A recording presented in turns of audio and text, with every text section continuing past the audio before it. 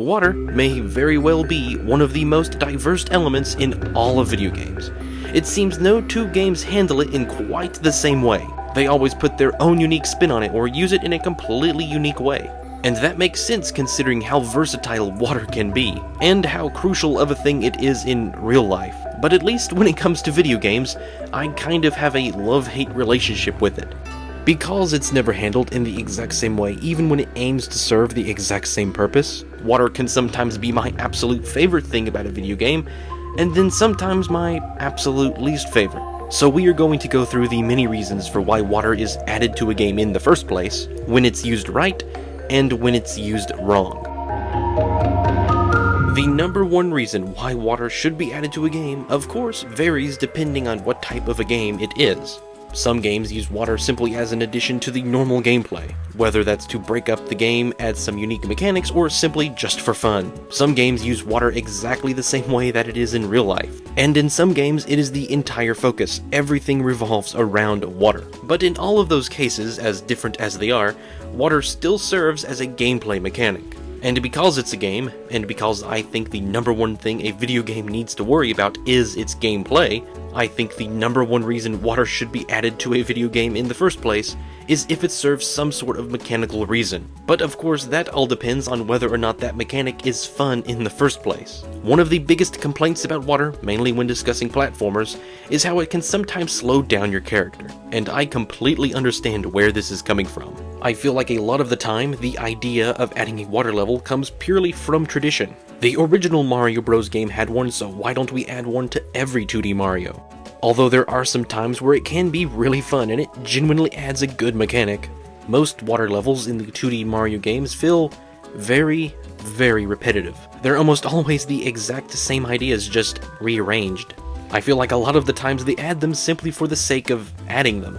Other 2D games, like Metroid for example, I think use water in the way that it should be used. And I do understand that these are two very different types of 2D games. Metroid does not have a dedicated water level, it's just a part of exploring the map. I feel the way it restricts you in this game is more fun than the way it restricts you in this game. Water still does the same thing in both of these games, it slows you down, but whether it's fun or not depends on how it is handled. When water is used as a means to slow you down, it can throw the pace of the game off. It can also sometimes change the way certain mechanics work, which changes the way that you play the game.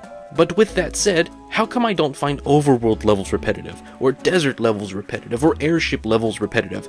They're all essentially the same ideas, just rearranged, so what's the difference between them and water levels?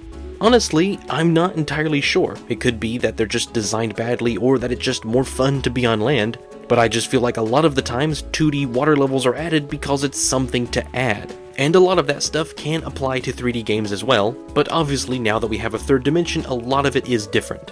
I don't think there is a common consensus on what type of a game, 2D or 3D, have the best underwater gameplay. I think it all comes down to what a game does with water. Breath of the Wild and especially Tears of the Kingdom squandered an amazing opportunity. Those games don't let you explore underwater, you're always on the surface. And other than making the world feel much more real and natural, giving you a proper place to catch fish, and of course restricting you on where you can go when you're low on stamina, it doesn't really do much else. And that's coming from games that have an entire water-based section. And obviously both dungeons have very fun purposes for water, they're pretty much only used here. I can't think of anywhere else in the game where you're supposed to change the water level or restrict the water flow, other than maybe a few of the shrines. Breath of the Wild even has an entire ability based around the idea of turning water into ice, but it's mainly used to just avoid water. Once you unlock Cryonis, which is one of the first things you'll do in the game, water can no longer restrict you, no matter how low on stamina you are. There's also the mechanic of whenever it rains, it restricts you from climbing on surfaces. And I'm pretty sure this is a universally hated addition. I can't think of any time it ever added fun to the game, but it's more of an environmental change than being just purely water-based. Zelda games always seem to handle water very differently. Ocarina of Time has one of the most dreaded water levels of all time, the Water Temple. And then you have the Wind Waker, where the entire game is based upon the idea of sailing the ocean blue. One of the most famous water levels of all time comes from Super Mario 64, Jolly Roger Bay. But it's not famous because it's a water level, or because it's really fun, it's famous because of the music. And honestly, if it wasn't for that, I probably would not like this level at all. Because it is an older game, I completely understand, but I do find its underwater movement to be a little bit hard to control sometimes. But through the years, they've been improving it, and I really think Odyssey has about perfected it. And because you can capture a Cheep Cheep, which gives you much better movement underwater, the Seaside Kingdom is one of my favorite in the game. But by far, the most heavily water-based Mario game out there has got to be Super Mario Sunshine. It's really funny the GameCube has both the most watery Mario and most watery Zelda games. But as far as I remember, you don't spend too much time underwater. Flood is the source of pretty much every watery mechanic you'll use in the game. The whole mechanic of Flood is one of my absolute favorite of all time. I really hope that they remaster Sunshine. When water is used as some sort of gameplay mechanic and not just an environmental or gameplay change, I tend to really like water. But when it does alter the gameplay and it doesn't really add anything meaningful to it, or it just makes it less fun, that's when I start to dislike it. Because it's never going to work if they just add water simply for the sake of adding it. There's got to be another reason. There is a ton of potential with water that a lot of games just ignore. And so I think that's where my hate towards water comes from. But of course, there is a lot to love as well. Pikmin games, for example, I think use water as a restriction in the best possible way. It used to limit you to only blue Pikmin, but now, depending on the circumstances, you could also use winged or ice. And even though they've added a restriction to the game, they've given me a way to combat it. I think Mario Wonder has some of the best underwater levels because it gives you the Dolphin Kick badge. It gives you a proper way to fight against the water. But of course, you don't always have to add some way to fight it in order for it to be a good restriction. Take Splatoon for example. In that game, water is a major restriction, instant kill, but it works because of how seldom it really shows up. We've been discussing games where water is just an addition to the normal gameplay, but what about games where water is the gameplay? Although you might find it a little funny, I don't count Wind Waker as one of those games. Although water is a big part of the game, most of the gameplay takes place on the islands where water isn't as big of a deal.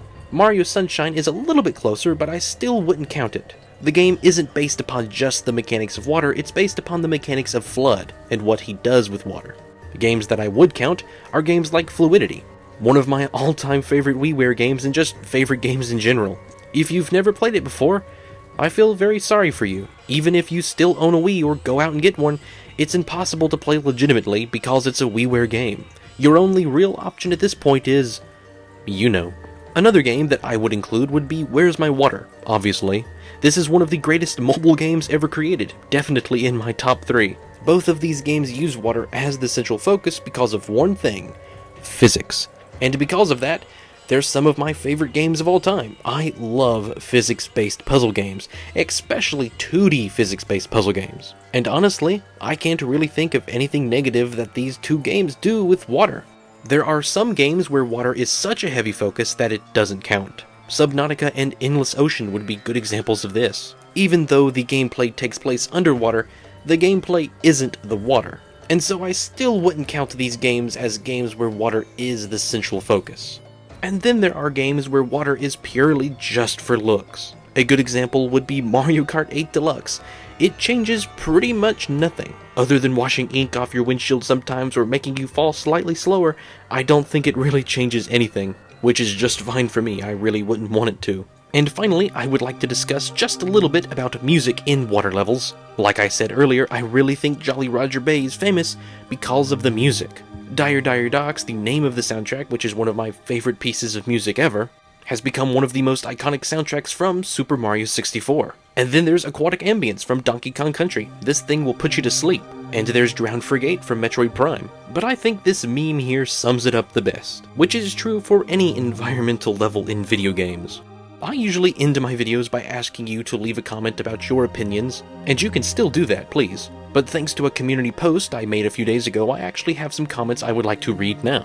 I associate water in video games with a loss of control and something I want to get out of as soon as possible. I think water has been great mechanically, but in terms of being inside of bodies of water, I am generally not a fan because you pretty much can't do most of your normal actions due to the whole swimming thing, and of course there's drowning anxiety. Water in general is mechanically fun and engaging depending on the game, but being in bodies of water is frustrating and limiting. Easy example of this statement is Tears of the Kingdom, where you can do a whole bunch of things with hydrants and splash fruits, but you never want to fall out of your boat because you're basically useless just swimming. This is a pretty basic description for most of the stuff I've talked about, but that is so true about Tears of the Kingdom. Once you're in the water, the only thing left for you to do is just get out of it.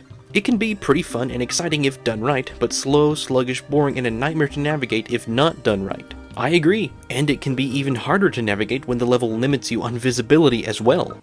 That is all of the comments that I will read for this video, so please leave yours down below.